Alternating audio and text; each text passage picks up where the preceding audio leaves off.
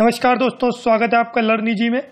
दोस्तों, one liner general science की श्रृंखला का ये हमारा दूसरा पार्ट है जो कि हमने रिस्टार्ट किया है सीरीज। इसके पहले हमने बहुत सारे वन लाइनर जनरल साइंस के क्वेश्चंस आपको प्रोवाइड किए हैं और ये जो हमारी दूसरी सीरीज चालू हुई है इसमें ये हमारा पार्ट 2 है। इसके पहले हमने एक पार्ट कल अपलोड किया था और इस पार्ट में आज हम चर्चा करेंगे बहुत ही महत्वपूर्ण साइंस की वन लाइनर्स की। तो आइए शुरू करते हैं। और आगे बढ़ने से पहले अगर आप पिछले वीडियोस नहीं देख पाए हैं, किसी प्रकार से आपसे मिस हुए हैं, तो लिंक आप इस वीडियो के डिस्क्रिप्शन में जाकर प्राप्त करके वन लाइनर सीरीज पूरी तरीके से देख सकते हैं।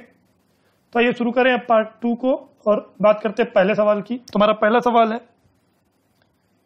अगर चंद्र तल पर कोई भीषण विस्फोट किया जाए तो क्या पृथ्वी पर उसकी आवाज सुनी जा सकती है?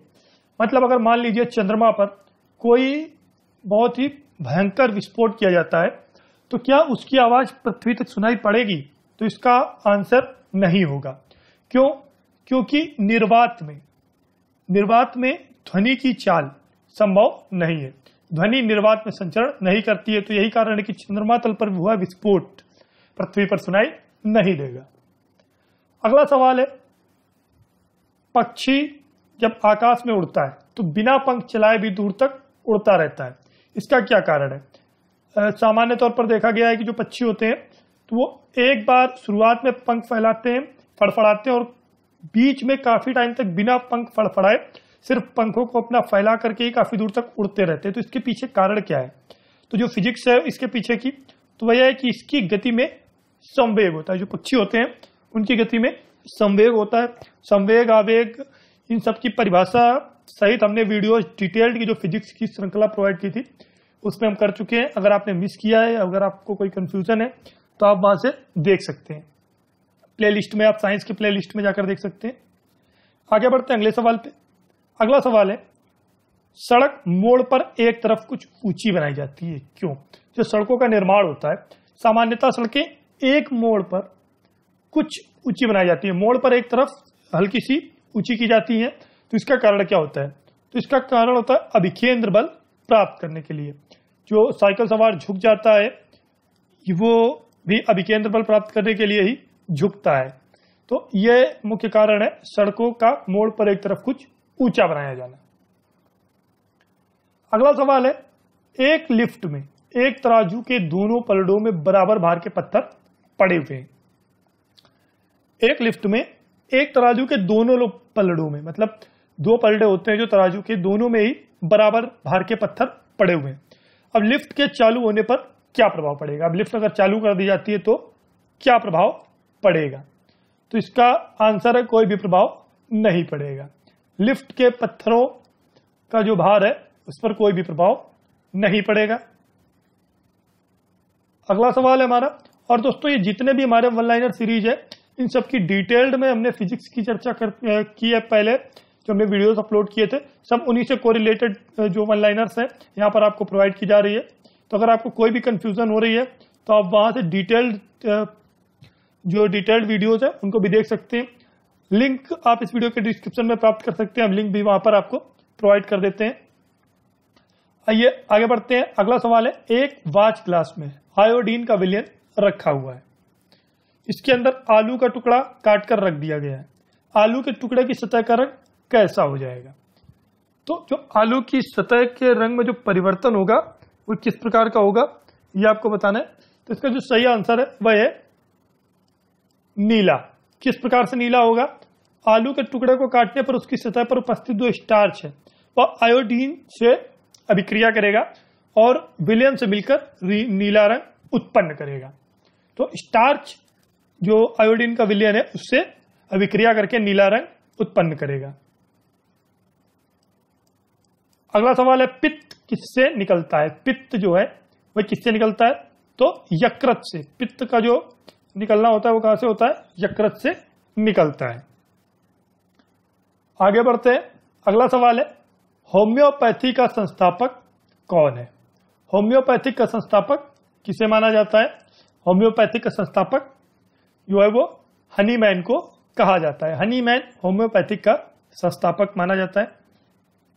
अगला सवाल है, विटामिन की खोज किसके द्वारा की गई? तो विटामिन की जो खोज हुई वो फंक के द्वारा की गई।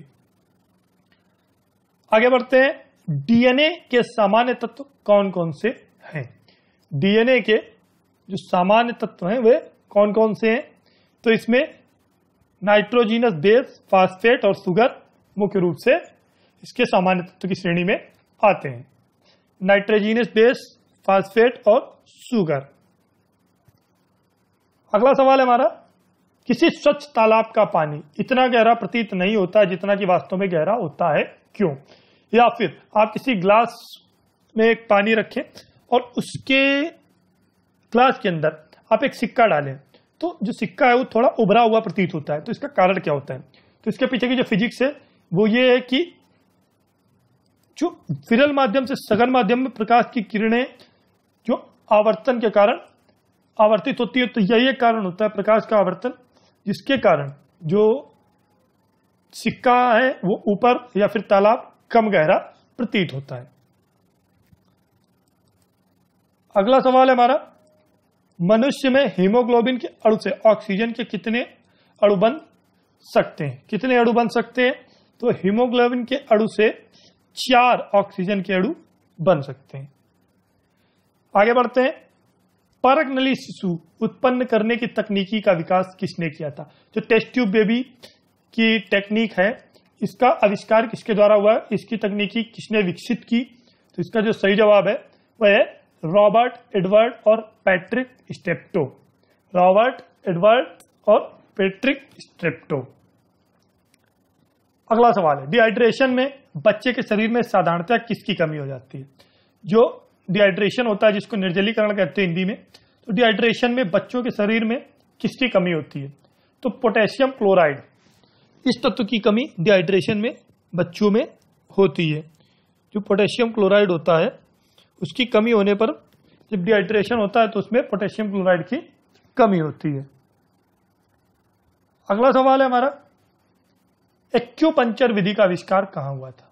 एक्यूपंक्चर विधि जिसमें शरीर में सुइयां घुसाकर जो कष्ट होता है या पीड़ा होती है उसका अनुभव नहीं होने पर एक्यूपंक्चर की प्रक्रिया जो है मुख्य रूप से चीन से इसका आविष्कार माना जाता है और यह बहुत ही कारगर प्रक्रिया कही जाती है। अगला सवाल है, अंधेरे कमरे में वस्तु क्यों नहीं दिखाई देती है? मान लीजिए जब कमरे में अंधेरा होता है तो कोई भी वस्तु हमें क्यों दिखाई नहीं पड़ती है? तो इसका कारण क्या है कि मान लीजिए कोई भी वस्तु का कलर या भी कोई भी वस्तु में दिखाई पड़ती है तब कि जब प्रकाश टकराकर उससे परावर्तित होता है तो वे वस्तुएं हमें दिखाई पड़ती हैं, चाहे कोई भी सामने वस्तु हो।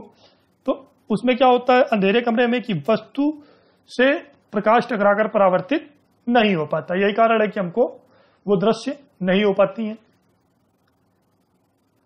अगला सवाल है, सीस्मोग्राफ द्वारा किसका अध्ययन किया जाता है? सीस्मोग्राफ द्वारा किसका अध्ययन होता है? तो भूकंप मापी यंत्र है सीस्मोग्राफ, जिसमें भूकंप की तीव्रता का अध्ययन किया जाता है। अगला सवाल है, चुंबकीय उत्तर कहां पर स्थित है? चुंबकीय उत्तर कहां पर स्थित है? तो ग्रीनलैंड के उत्तरी किनारे पर आर्कटिक महासागर में चुंबकीय उत्तर, जो नॉर्थ पोल और साउथ पोल होते हैं, तो इसका जो नॉर्थ पोल है वो कहां है? ग्रीनलैंड के उत्तरी किनारे पर आर्कटिक महासागर में। अगला सवाल है, समुद्र में ज्वार भाटा कब आता है? समुद्र में ज्वार भाटा अमावस्या और पूर्णिमा को आता है। समुद्र में ज्वार भाटा कब आता है? जो तिथि है अमावस्या और पूर्णिमा को।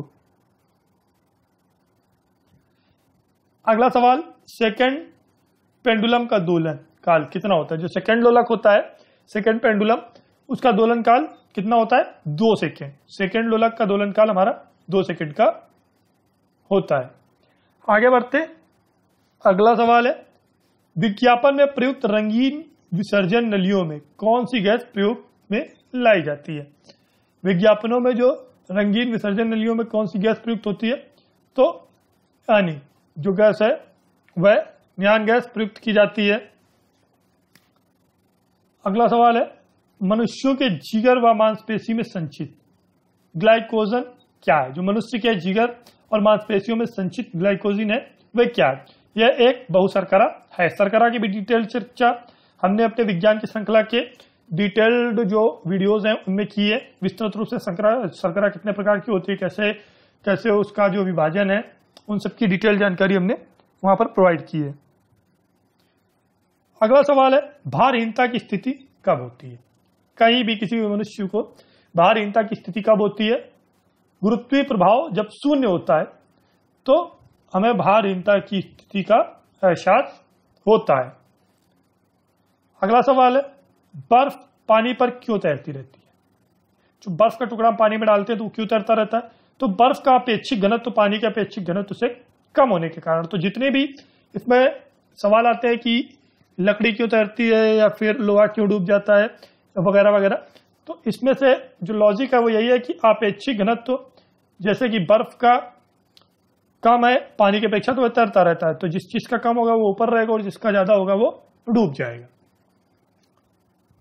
सो फ्रेंड्स, इस वीडियो में हमने चर्चा की महत्वपूर्ण वन लाइनर साइंस जीके के पार्ट 2 की। बहुत ही जल्द हम आपको one liner science GK part 3 provide करेंगे, जिसमें हम चर्चा करेंगे महत्वपूर्ण वन लाइनर साइंस जीके की। इस वीडियो को देखने के लिए थैंक्स। अगर आपको ये वीडियो पसंद आया है तो इसको जरूर लाइक करें, अधिक से अधिक शेयर करें, जिससे अधिक लोग इसका लाभ प्राप्त कर सके। रेगुलर अपडेट्स पाने के लिए अगर आपने अभी तक चैनल सब्सक्राइब नहीं किया है तो इसको जरूर सब्सक्राइब करें, जिससे हमारी जितनी भी प्लेलिस्ट है उन सबके अपडेशन आपको रेगुलर रूप से मिलते रहें। अपने विचार में कमेंट बॉक्स में बताएं। अगर आप कुछ नया चाहते हैं, नई सीरीज चाहते हैं, नए टॉपिक पे कोई वीडियो चाहते हैं तो हमें बताएं, जिससे हम आपको उपलब्ध करा सकें। Thanks for watching. Thank you.